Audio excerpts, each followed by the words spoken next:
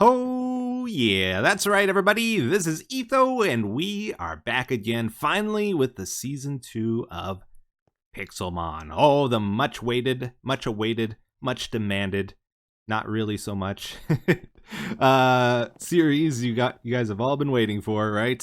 Some of you, I know, really enjoy the Pixelmon stuff, and some of you really don't ever want to see it again. So we're doing a compromise. I figure we'll just have the odd episode every so often, right? So, yeah, finally Season 2, right? Not really. We've actually had Season 2 up for about a month now, and I'm just finally making an episode on it. For those of you wondering what's been going on, I'm going to show you. I'm going to tell you all the exciting stuff happening. So I'm going to try to give you a bit of a tour of the server today, show you my base that's being worked on.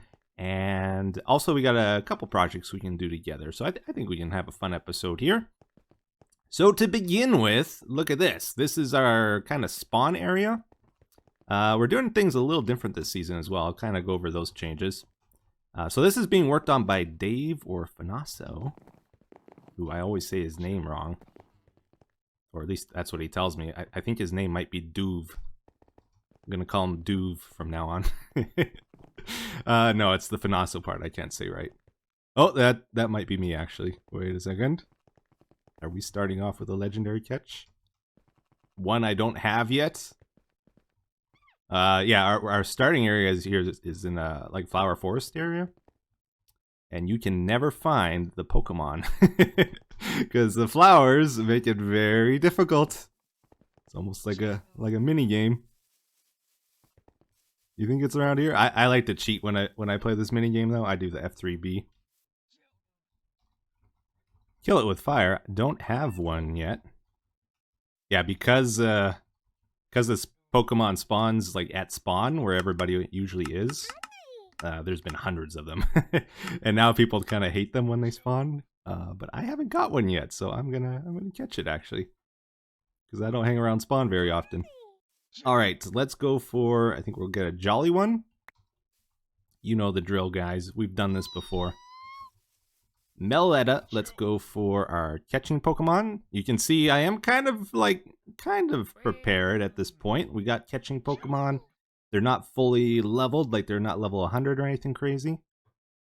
But we're kind of in good shape here on the server. Do the false swipe, we got a crit, and then we do a Dusk Ball. And if we're lucky, we'll catch it on the first one. 2. Nope, it's gonna take a while. 1, 2, 3. Get in the Pokeball! No! I don't know what it is. Whenever I try to catch this Pokemon, this one in particular, Meloetta, it's always so stubborn. It always gives me so much trouble. Thunder Wave it. No, I didn't want to use Teleport. Oh, and it just killed itself, didn't it? How did... Oh. Whoopsies.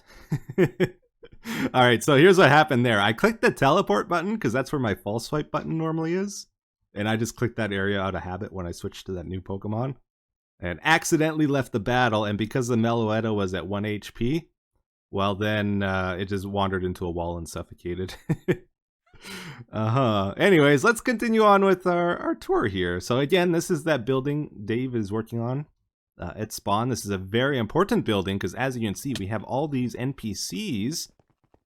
This is one of the big differences this season compared to last one, is we decided to have shopkeepers at spawn that sell a bunch of different items. Like this guy, he sells some of the items that the Pokemon drop. Like one of the really big challenges last season was trying to find ink sacks, and we couldn't get ink sacks. Like it was a real pain trying to get them. Now they're just for sale here, right? So that's kind of cool. And we got our like vitamins and stuff in here. We got the stones for sale, and also another big thing, we have all the TMs for sale at spawn. So like this wasn't super hard to get last season, but it's just nice and convenient. You know, we can go to spawn and get what we want. But the two big ones, the two biggest time savers, is we have a permanent move relearner at spawn, and oh, my favorite guy ever, Move Tutor. We have a permanent move tutor with all the move tutor moves in. Like, we still have to pay for this stuff, but we don't have to run around the server trying to get these guys to spawn in like we did last season. And we wasted so much time on that. And it was a big inconvenience. Like, whenever we were trying to do a tournament or something, a lot of times it was the day of, and people didn't have all the moves they needed on their Pokemon, and it's just like, okay, well, I guess I'm going to enter this tournament and not be happy with, like, not being able to get the moves I want, you know? So, this season, you know, everyone just gets what they want, and they don't have to waste time trying to get something to spawn in that way. So that's pretty cool. Another big change this season, you check this out. This is a lavender field, right? Yeah, lavender fields. We have biomes o'plenty installed. So it's not just the normal vanilla biomes. We have biomes o'plenty. And it works with the Pixelmon mod pretty good, actually. So, like, this is a woodland, for example, but it's basically like the same stuff that spawns in a forest spawns here, I believe. Do check spawns. That's like everybody that spawns here. I think that's the same list as like a forest. So you might notice we're doing our spawn quite a bit different this season as well. Like, if you look around, it's kind of empty right now. That'll probably change later in the season. Like, we're only 1 month in, so we're pretty heavy in the construction phase still. But there's a few big community builds and a couple smaller things here as well. The main reason why it's kind of empty at the moment is that we decided not to do like a spawn town, like where everybody builds a small starter house like we did last season. This season is just for big like community projects and shops. And because the server is new, like, people don't have things to sell, so the shops will come later, I'm expecting, once people start gathering more and more stuff. So instead, people are focused on building bigger bases out in the world, you know. Take advantage of the biomes o'plenty, you know. Build in whatever biome you want and enjoy it. Yeah, so that's the key difference. There are a couple important community builds here. This one was made by Nebris. We'll use this later in the episode probably, and I'll explain how that works then. But another important one was built by Tilted here. This is our hub, and basically everybody's got a telepad to get to their base and back to the hub. And also any important community builds are here, so if we want to go to Sock's Public Apricorn Farm, we can. Bam, get all the apricorns we want. And then we leave the area right away so they don't regrow for the next person. That's the trick with this. You don't want to linger around. You just want to take them all and then leave is the plan. Yeah. Yeah, so the top of this hub is for like community builds and rare biomes. Like, we can get to the end instantly from here. We got a couple rare biomes like the Mushroom Island biome. So we can just take the telepad, and this thing's like thousands of blocks out, so we don't have to fly to it and cause a bunch of server lag. It's this instant, nice, quick transports. And basically, we're trying to save people's time this season, instead of doing all these boring tasks like flying around and that kind of thing. So this is like a supercharged season. It's very easy to get things done quickly, and it's been a lot of fun that way. Now, if we go down this hub, this is the top floor for the community stuff. 1, 2, 3 floors down is all dedicated to people's bases. And you can see over there. Let's go check out my place now. So this is my warp plate. Here we go. Ta-da! Absolutely nothing built. Not a single thing. Reason being, this season I decided I'm going to build in Ultra Space. I thought that would be kind of fun. So if we go here, it says Etho's base is in Ultra Space. At these coordinates, if people take a Ultra Space portal, it should take them to my base. But I got my spawn set there already, so we can just teleport with our trace Pokemon here, Gardevoir. And here we go. So this is my place, guys, in Ultra Space. This is our area here. And as far as I know, I'm the only one living in Ultra Space this season, so I got this place all to myself pretty much, which is cool. And I decided, let's focus on functionality above all else with my base here. So I did much like I did last season, although I tried to improve it a bit. We got the shifting floors like we did last time. So if we could just click a button here, get it all redstone wired. Nice and easy if we need to change out the floors. I decided to do, I think last time, like these ranchers, they need a 9x9 area. And this is 11 blocks wide. So that means we can squeeze up to 3 of them in here. And I double stacked them, so up to 6 ranchers per unit here. And they're all kind of combined together. So we have a lot of breeding space if we want to use it. I haven't even like put the stuff in on this other side yet because like just one side seems to be enough.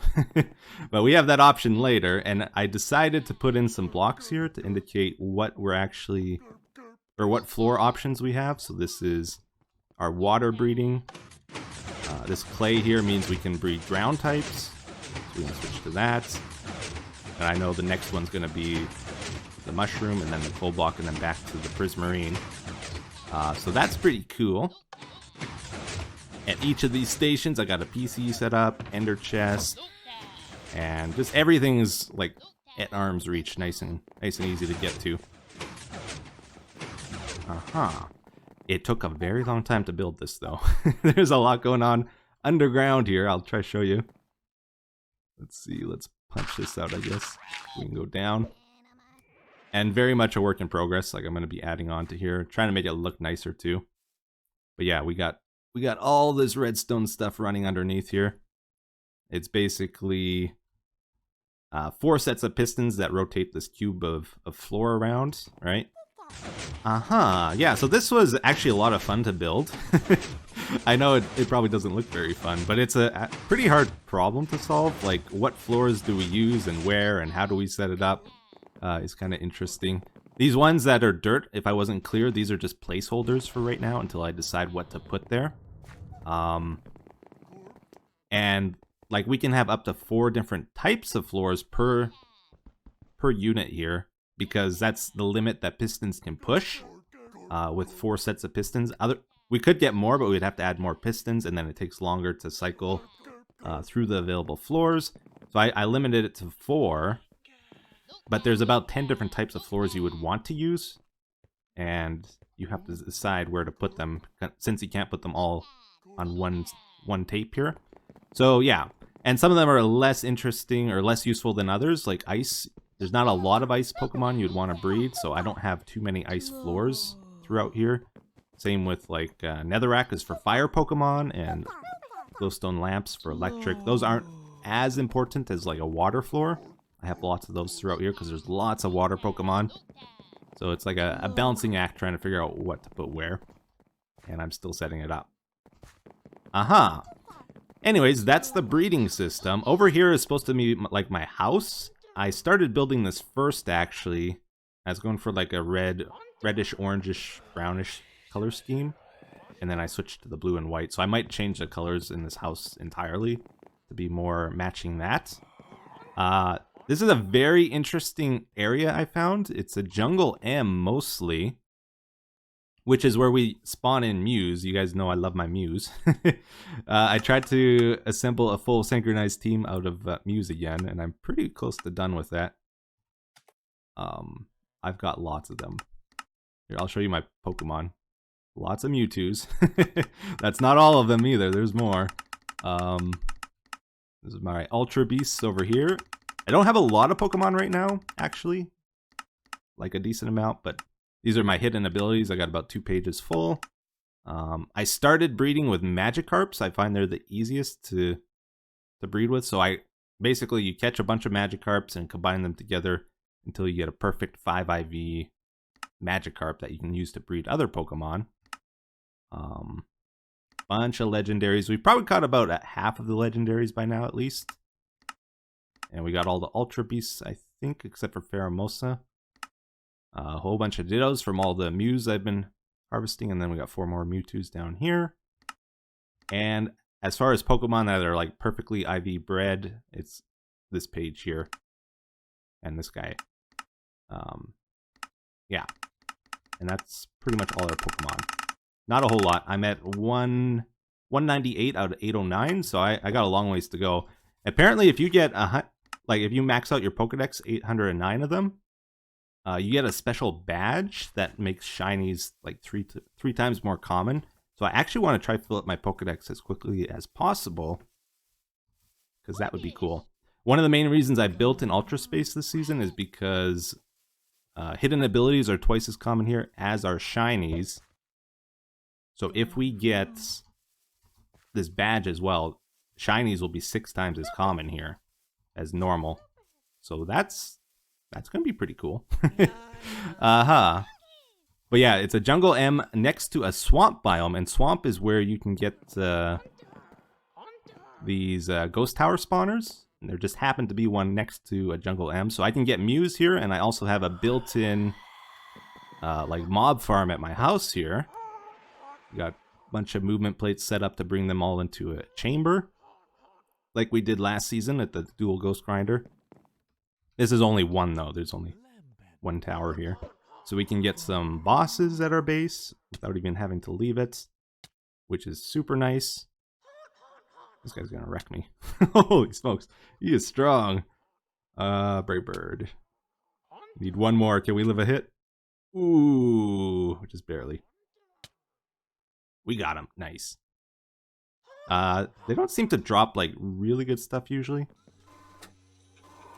But it's kind of nice if I want to do EV training or anything like that. It's like right at my place and I can heal. But yeah, I want to make a lot of changes to this base still. It's very unfinished at the moment. Don't even have walls or a roof or anything on it. But as far as function goes, it's working pretty good. The problem is once I got it functional, like I stopped working on building it a little bit.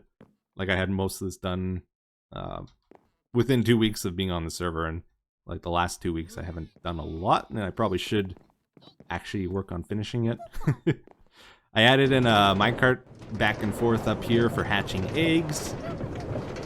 And there's another one on that side in case I have a house guest, they can do it too. Over here, we've got like an auto anvil system for making the Pokeballs. We got fossil machines up here and the cleaners. This is something kind of strange I made. It's an apricorn farm using bone meal and dispensers. So you load up the bone meal up here.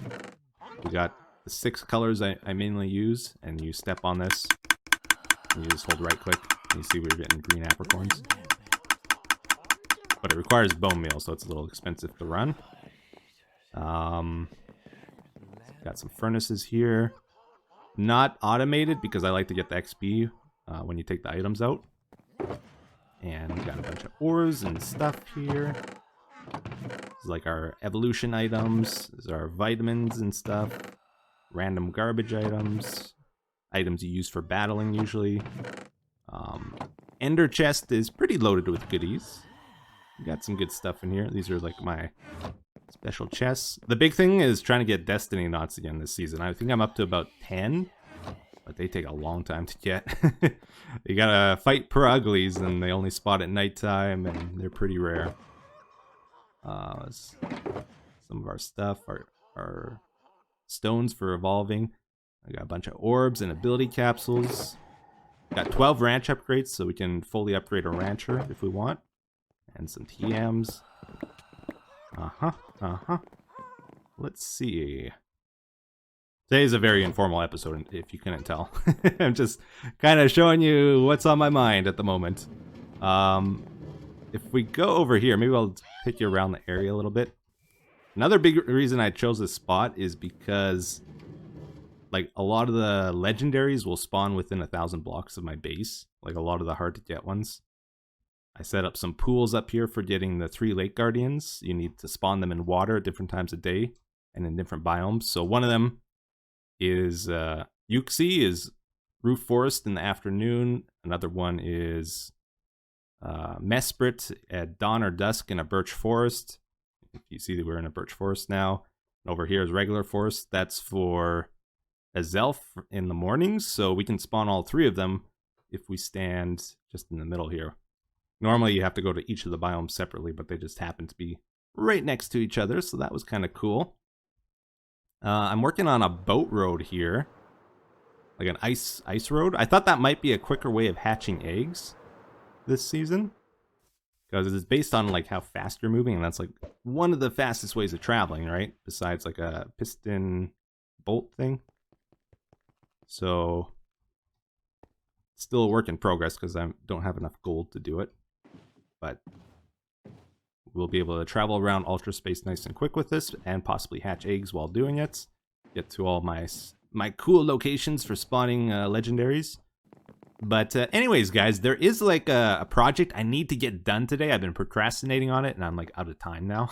I need it done today, no later. Let me try explain this as well. Lots of explaining today. So this season, there's something called a B League. This was started by Beef. And it's basically for anybody that wants to play competitive Pokemon without really knowing what they're doing, or without trying too hard, you know. It's mostly competitive Pokemon for fun. Certain people were not allowed to join this B League, such as myself. So we started up what we call the A League. This is for all the people that want to have fun with competitive Pokemon with the goal of, you know, actually winning the games and stuff, right? The more experienced Pokemon battlers. So the idea between these two leagues is if someone gets really good in the B League, they're going to get upgraded to the A League, ideally. Also, we're trying to have like weekly themed battles. So every week it changes. We have new restrictions and whatnot to try to make the game interesting. So our first week of A League battles is a pretty interesting idea. Basically, we take the name, everybody's name. So in my case, it's Etho's Lab, right? The first 6 letters of your name, you have to pick Pokemon to fill up your team that start with those first letters. So E, for example, could be Empoleon, it could be Excadrill, Electivire, whatever. Has to start with an E, though, the Pokemon. And I gotta try to build a team that's pretty good to beat the other people who have to use their letters. So Nebris, for example, he might pick Noivern, Excadrill, Bronzong, Riunculus, Infernape, Salamence. I'm not sure what he's bringing. This is just like a guess. And these are like the letters of the other people in the A League that we're going to be facing against, right? So I kind of got to figure out what I think other people are going to bring, and then I got to decide how I'm going to counter that with what I can bring with my letters. So it's an interesting little challenge we have to do here. A couple restrictions as well. We're not allowed legendaries. We're not allowed Ultra Beasts or Ubers on our team. So I'm thinking because of that, like we don't have the Tapus, Tapu Lele, Tapu Koko, all those fairy types. So I think dragon types are going to be really good in this challenge. We got to catch our team and put it together here. So I'm thinking Drillbur turns into Excadrill and it's evolved. That's going to be our E. I've been thinking about maybe Empoleon because I would like a Pokemon that has ice attacks. Because I think a lot of people are going to be bringing dragon types and ice is super effective against dragon. But Excadrill is just such a good Pokemon. They're going to try to get an adamant one. We're not allowed to breed our Pokemon for this challenge either. We have to wild catch them. We are allowed to try catch it several times, like if we get a really bad one or one that doesn't synchronize with the ability or nature we want. So I'll probably try like catch 10 Pokemon and pick the best one when I'm doing this. So this guy, Calm Nature, already, that's garbage. We want Adamant. Yeah, so these guys are actually pretty common, so I don't mind trying a few times to get a good one here. Let's check this guy out.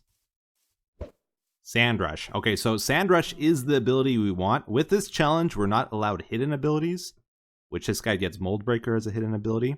We're not allowed to use that, so it's between Sandrush or Sand Force. Sandrush, I would say, is better. It doubles its speed in a Sandstorm, which is a really good ability, actually. And we have like a kind of a 3D chess craziness with this tournament as well. Like, I have the letters ETH in my name. I can go Excadrill, Tyranitar, and Hippo, right? Those are 3 really good Sandstorm Pokemon. Like, that's a core team. The problem with this tournament, though, is a lot of people have the letter E in their name, and I think a lot of people are going to be bringing Excadrill with the Sandrush ability. And if I bring Tyranitar, which sets up a Sandstorm for these Excadrills, I'm helping my opponents as much as myself, right? Otherwise, it would be a really good combo. I think it's actually a bad idea in this tournament, because if you look at it, Nebris has an E, Kason doesn't, but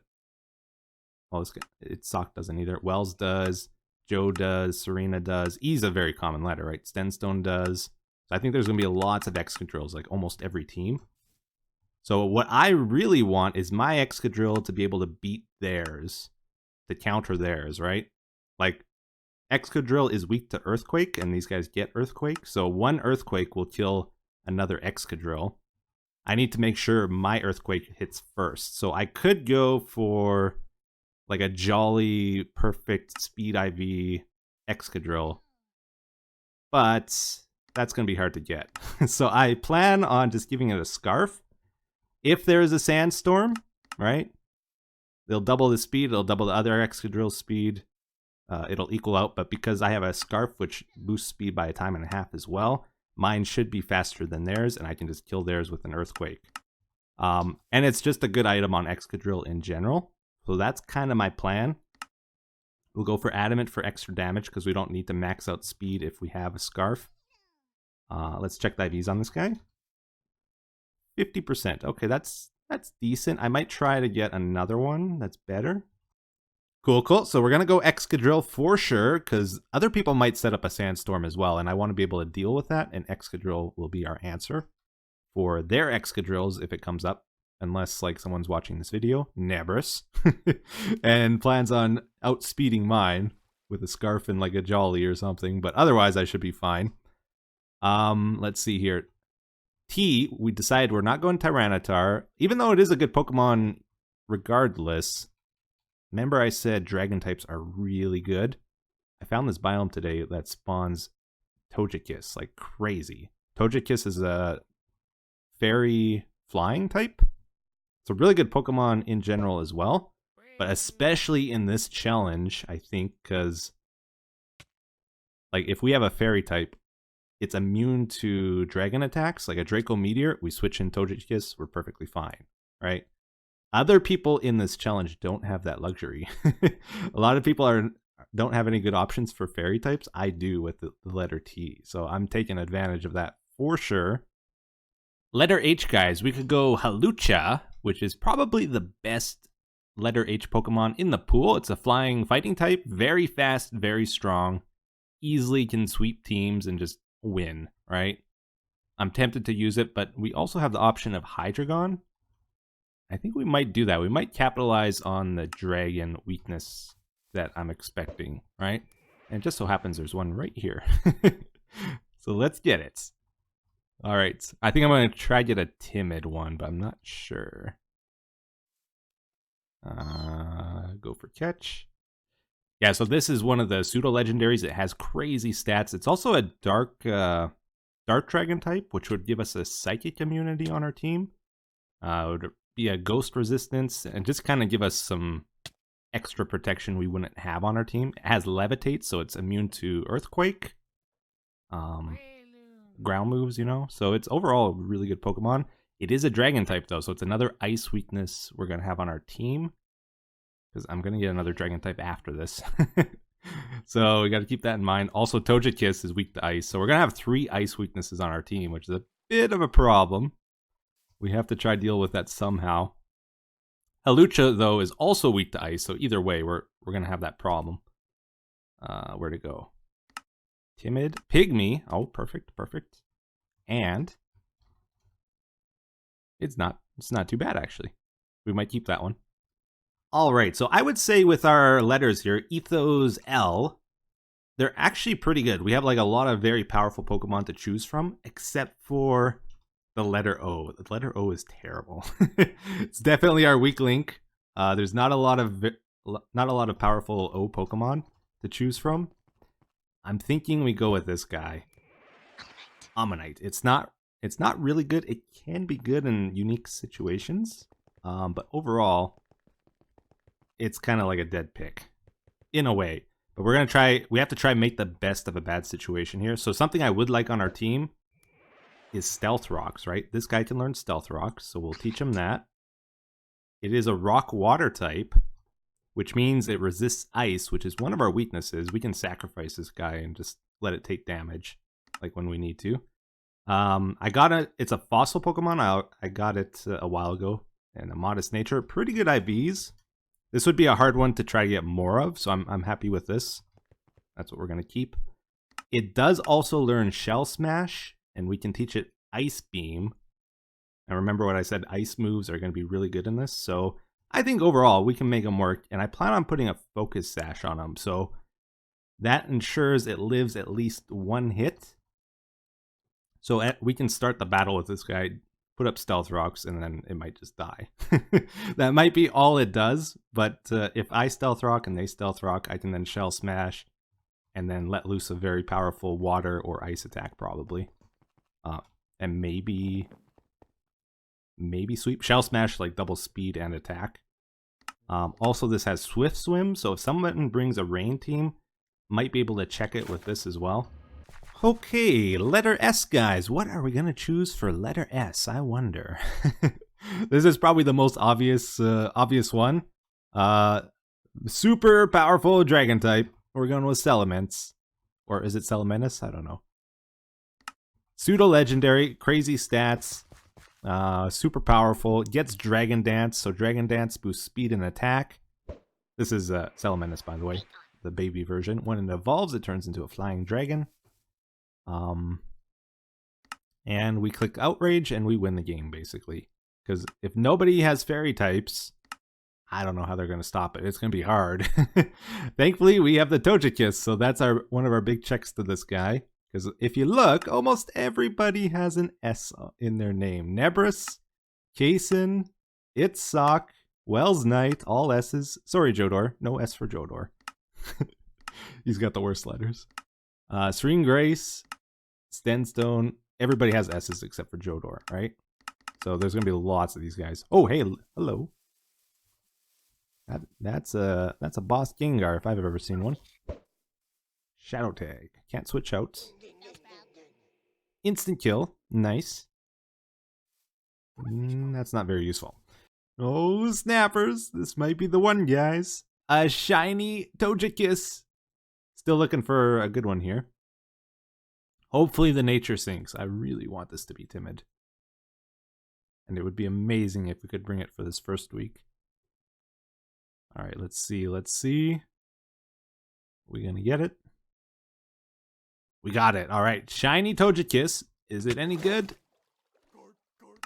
It's timid. Oh, and it's giant. It's Serene Grace. Those are all the things we like. Now let's check the IVs. Oh, it's not bad, actually. That's not bad at all. I think we found our guy. Oh, that's cool. It doesn't look very much different, though, does it? It's like a pale yellow. Yeah, it's a little bit more yellow than the normal ones. All right, everybody. So that brings us to our final letter now, the letter L. What are we going to go for L? There's actually a few choices. None of them are super crazy, but some of them are pretty good. Like Linoon. Gluttony, Belly Drum, Linoon with extreme speed can just destroy teams. It is such a cheap Pokemon. I love it. Unless I have to face it. You know, there's that water grass type. What is it? Ludicolo? I forget how to spell it. Yeah. We got Lycanroc. We got a couple options, right? But I'm thinking we go Lucario. It's probably the strongest of the L letters. It's a steel fighting type, so that means it's going to give us another ice resistance on our team, which we desperately need because we have 3 that are weak to ice, right? This is the baby form of Lucario. I think we'll try to get an adamant one. So let's get him here. Now, the thing is, this guy, he's weak to, I think, ground, fighting, and fire moves, right? Resists ice, though. Salamence, weak to ice, but it resists those other 3. So they work almost perfectly together, which I really like. Let's go for a repeat ball. This guy also gets extreme speed, which is like almost a guaranteed hit. Like if somebody's Salamence gets crazy out of hand on me, I can probably do at least 20 to 30% damage to it to finish it off, maybe.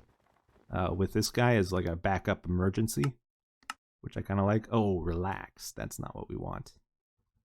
Yeah, I'm gonna have to try to get another one. They're kind of rare though. They're hard to get, these guys, so probably not gonna be able to be too picky with him.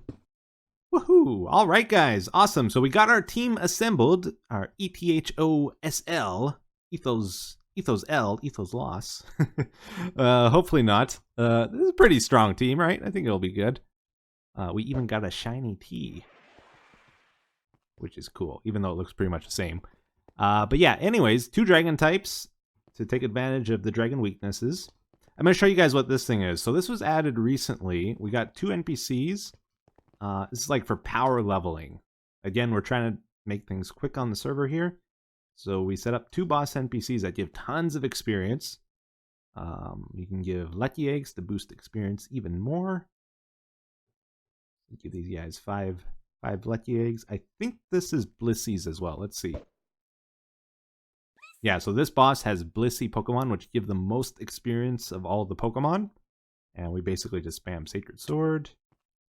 Bam. Get tons of levels. Tons and tons of levels. I don't know how much experience that gave, actually. It didn't say, did it? Protect. Don't need that. Ancient Power. Don't want that. Double Edge. Now, again, we're not allowed Mega Stones in this or Z Power. So, like, I'm not going to be able to Mega Evolve this guy. Otherwise, Double Edge would be great. So I'm not going to learn that. Get a bunch of levels again. So basically, I just gotta finish leveling these guys up and evolving them and putting their moves on.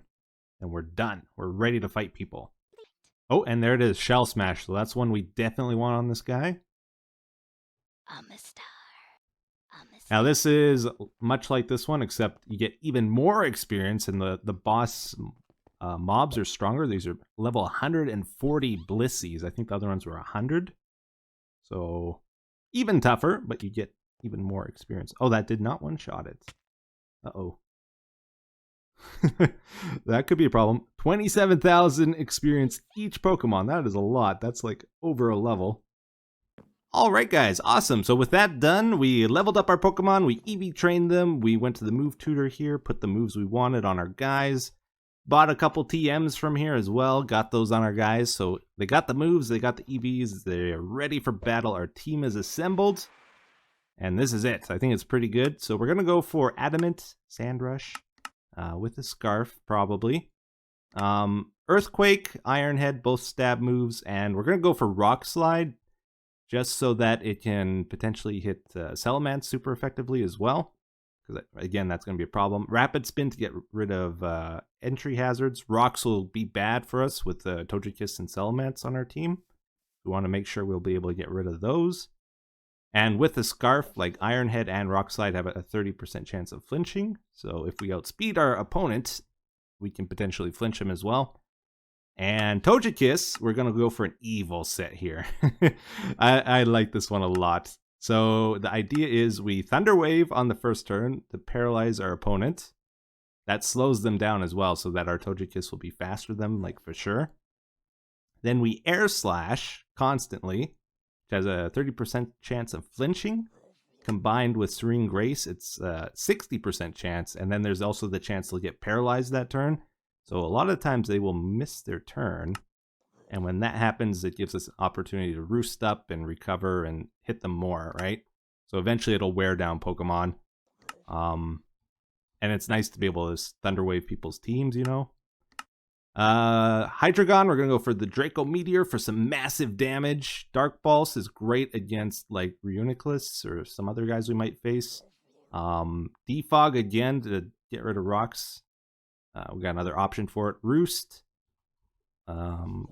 Another option is maybe we just give him U-turn and like a Scarf on this guy as well. And maybe like a Flamethrower or something instead of Defog. Could do that as well, I'm not sure yet. This guy, Shell Smash, Stealth Rocks, Surf and Ice Beam. Should be good. Salamence, we're going to go for Outrage. We'll just destroy things. We got Roost, Earthquake, Dragon Dance. So if we Dragon Dance and Outrage, we'll probably just kill lots of stuff. Intimidates. It's going to be crazy.